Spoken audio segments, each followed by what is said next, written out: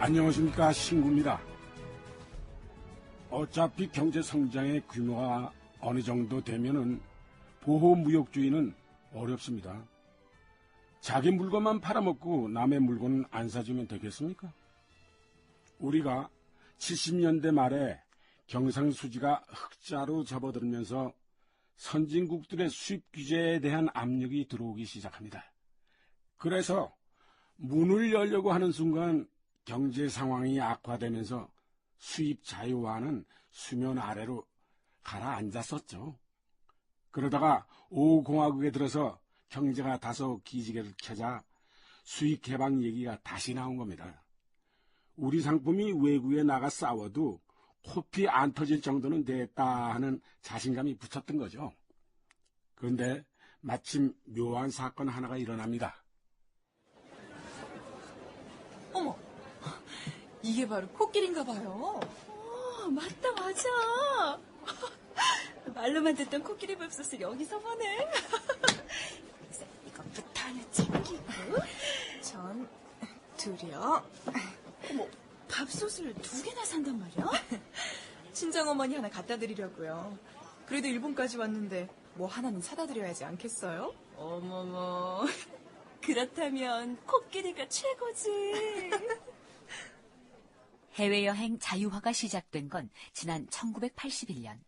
그런데 1983년 1월 부산에 거주하고 있는 주부들로 구성된 17명의 주부교실 관광단은 일본 시모노세키 부인회와 자매 결연을 위해 예비 접촉차 김해공항에서 칼편으로 후쿠오카로 날아갔다. 그리고 다음 날 시모노세키 한 호텔에 자리를 잡은 주부들은 공식 일정을 마친 뒤 관광 겸 쇼핑에 나섰다. 거기서 문제가 생긴 것이다. 박 기자, 내 기사 좀 받아줘. 예, 선배님. 무슨 기사입니까? 1월 31일자 아사히 조간 3면에 난 건데 한국인 손님 때문에 매상고가 늘어난다는 제목으로 부산에서 온 단체 여행자 가십 기사가 실렸어. 아, 그래요? 나름 북청인데요? 불러보세요. 한국의 모 여성단체 관광객 17명이 시모노세키에 도착. 호텔에 짐을 풀어놓자마자 쇼핑에 나서 주방기구, 전기제품, 손목시계, 카세트 라디오, 화장품 등을 무더기로 샀다. 이곳에 있는 동안 계속 쇼핑만을 해 귀국길 통관 때는 짐을 손으로 다룰 수 없어 발로 밀어 운반을 해야 할 부인이 있을 정도였다. 아니, 선배님. 이거 사실입니까? 사실이지, 이 사람아. 그래도 소비 사회지도층 부인들인데. 이 박 기자 순진하구만. 사회 지도층도 아줌마고 코끼리 밥통 좋아한다고. 한때 우리나라 사람이 일본으로 관광이나 출장을 갔다 돌아올 때 대개 하나씩 손에 들고 들어오는 것이 있었는데 이른바 코끼리표 전기밥통이었다. 또 일본에서 보따리 장수가 가져올 수 있는 최상의 히트 상품도 바로 코끼리표 주방용품이었다. 해외여행 자유화 시켜놨더니 이건 뭐 일제밥통에 미쳐가지고 오선 말이지. 응? 그 조사는 어떻게 돼가고 있어? 세관에서 당시 해외 여행자를 수소문해서 이들의 통관 상황을 재차 확인하고 있습니다. 에이, 이 창피스러워서 뭐하니. 그 관광여행사 거기 간 주부들 다 조사하고 남편이 누군지도 알아봐. 어? 통관 자체는 문제가 없었는지 다 살펴보라고. 예, 그렇게 지시하겠습니다. 이번 기회에 시범 케이스를 잡아서 아주 혼을 내야지. 그런데 코끼리 전기밥통이 대체 뭐야? 예, 일본 조지루 시사가 만든 건데 코끼리 그림이 선명하게 붙어있는 전기밥솥입니다. 그게 그리 좋은 기고? 예, 그 주부들 사이에선 최고 인기 품목입니다. 품질도 그렇지만 부의 척도입니다. 어쨌든 지도층 부인들이 일본까지 가서 호화 쇼핑이나 해서 이 신문 사회면에나 나오고 말이야. 어? 정신들 차려야지. 이래가지고 되겠어? 우리 기업들도 마찬가지야. 밥통도 하나 제대로 못 만드는 주제에 어떻게 일제 밥통을 사가지고 들어오는 여자들을 욕해? 어? 왜 주부들이 일제 밥통을 살 수밖에 없느냐 이 말이야. 이봐 김수서, 이게 우리가 만들 수 있어 없어? 가능은 할 겁니다. 그래? 이거 6개월 안에 다 만들어서 보고해. 그 부인네들이 정확하게 조사하라고 하고. 예, 카카. 그런데 이 문제는 문제의 근본을 봐야 하는데 그만큼 우리 상품이 그동안 내수 시장만 파먹고 성장해왔기 때문에 국제 경쟁력이 떨어진다는 방향으로 분석을 해야 합니다. 그래? 수입 자유화도 그렇기 때문에 하루빨리 생각해야 합니다. 우리나라 주부들이 언제까지 일본으로 가서 밥솥이나 사오게 할 수는 없지 않습니까? 수입 자유화. 수입 자유화. 그런 일이 있고 나서 국내 밥통 전문가 기술진이 모여서 6개월 만에 만들긴 만들었다고 합니다. 그리고 그게 의외로 성공적이었다고 합니다. 물론 이 기술은 나중에 중소기업에 제공이 돼서 오늘날 한국형 전기밥솥의 밑바탕이 되었습니다. 아시다시피 지금 우리나라 전기밥솥 기술은 세계 최고입니다. 일본 사람들이 사간다고 하니까요. 자, 이제 수입 자유화가 문제인데요. 물론 80년대 수입 자유화가 코끼리 밥솥 때문만은 아닙니다. 다만 그런 분위기도 한몫을 했다고 볼 수가 있겠죠. 그런데 수입 자유화를 할 것이냐 하면 언제 할 것이냐, 어떤 식으로 할 것이냐를 두고 논쟁이 벌어집니다. KDI가 과감한 관세 인하와 수입 자유화를 추진하도록 정부에 권고했다. 우선 내년부터 비관세적 수입 규제를 철폐, 이를 균등 관세율로 대체한 다음 85년부터 4년 동안에 걸쳐 최고 관세율이 30%가 되도록 단계적인 인하 조치를 단행하며 그 구체적인 실천 방안까지 제시하고 있다. 그런 KDI의 주장에 한국산업경제기술연구원은 곧바로 반대 논리를 폈다. 1983년 2월 22일 동아일보. 80년대 새 산업정책의 정립에 적잖은 파란이 예상된다. 내년부터 주곡을 제외한 전 품목 수입 자유화를 건의한 한국개발연구원, 즉 KDI의 연구 보고서에 대해 한국산업경제기술연구원, 즉 키에트는 현실 여건상 수입 자유화 등 대외거래 자유화는 단계적이고 점진적이어야 하며 일정 시한을 둔 정책적 육성은 계속 필요하다는 연구보고로 맞섰다. KDI의 보고서는 재무부의 주문이었고 키에트의 보고서는 상공부의 주문이었다. 홍 박사는 어떻게 생각해요? KDI나 키에트가 결국은 우리 경제를 걱정하는 차원 아니겠습니까? 그야 그렇지만 이런 논란이 이게 괜한 소모전으로 가도 문제 아니겠소? 그 며칠 전에 강경식 재무장관님이 과천에서 강연했다는 거 들어봤어요? 예. 수입 자유화 정책이 절실하다는 쪽으로 말씀하신 걸로 알고 있습니다. 그런데 바로 그 다음 날 김동희 상공장관이 같은 장소 같은 시간에 성급한 수입 자유화는 국내 산업을 그르친다라고 했대잖아. 글쎄요. 소모전으로만 볼 필요는 없을 것 같습니다. 치고받고 싸우다 보면 더 튼실한 결론을 낼 수도 있으니까요. 그럼 우리 홍 박사 개인 생각은? 저요? 저야 수석님 편 아닙니까? 뭐요? 수입개방론 진영에서 두드러진 사람은 김재익 경제수석, 강경식 재무장관, 김기환 KDI 원장이었다.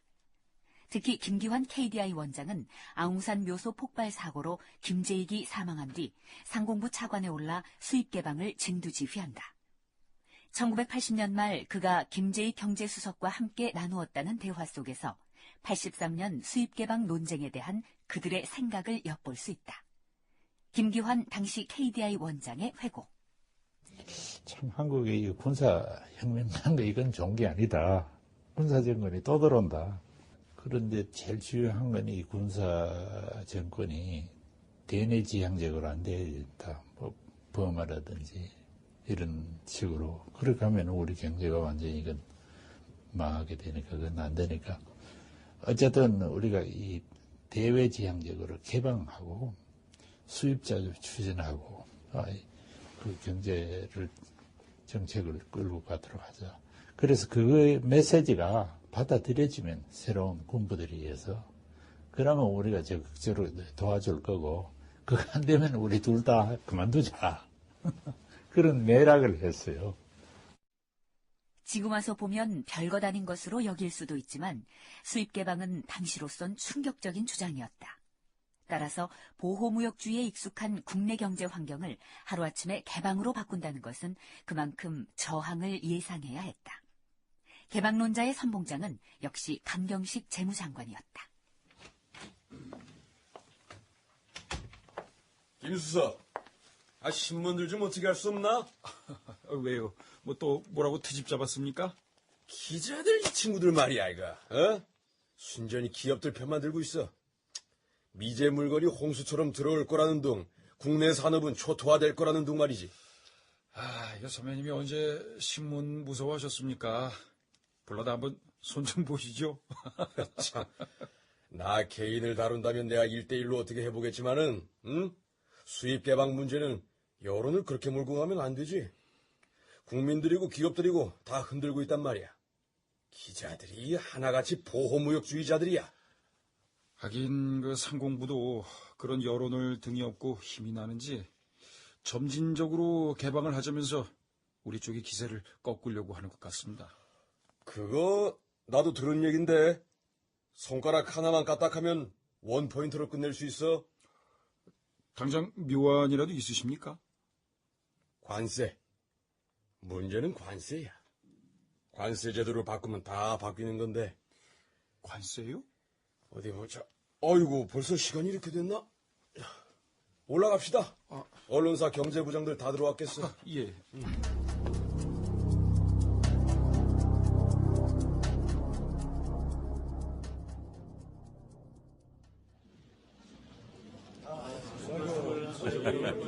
김수석, 요즘 각하께서 완전히 자신감이 붙었어.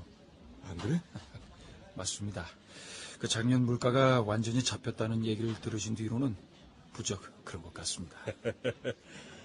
정초부터 그보다 좋은 소식이 어디 있어? 1983년 2월 전두환은 각 언론사 경제부장들을 불렀다. 자신이 물가를 잡아낸 최초의 대통령이라는 걸 자랑하고 싶었고 이후로도 협조를 당부하는 차원이었을 것이다. 우리 경제부장들도 아셔야 할게요. 물가를 안정시키지 않으면 안 된다. 물가를 잡는 거야말로 하늘의 뜻이다. 에? 그때 내가 지시한 내용이 그겁니다, 여러분. 작년에 이 물가가 다소 안정이 되었는데 올해는 더 좋아질 겁니다. 뉴스를 들어보니까 원유가가 또 내린다 카대요. 에? 우리가 조금만 합심하면 더 좋아질 겁니다. 금년 물가는 막 5% 안에서 잡을 자신이 있습니다.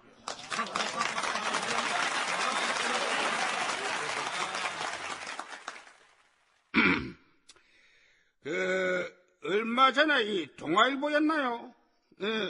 여기서 보니까 국제 원자재 값이 올라가네 어쩌네 했던데 그런 기사들을 우리 국민들이 자주 보잖아요. 불안해한다고. 또 원가 인하 요인이 있는데도 모른 척하고 물건값을 안 내리는 기업이 있습니다.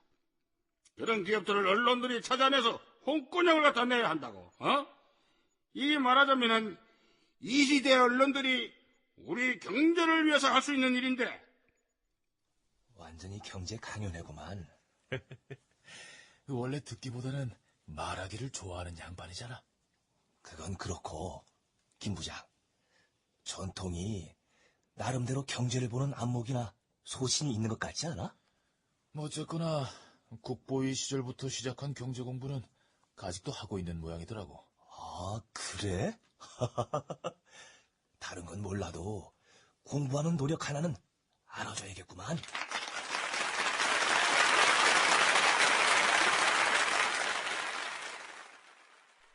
맞습니다.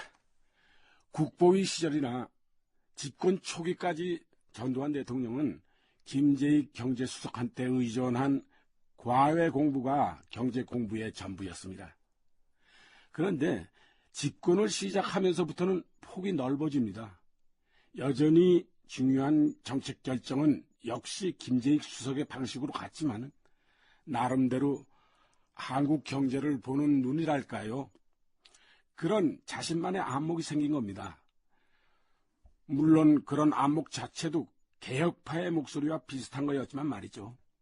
그러니 강경식, 김재익, 김기환 같은 경제 관료들은 대통령을 등에 업은 격 아니겠습니까?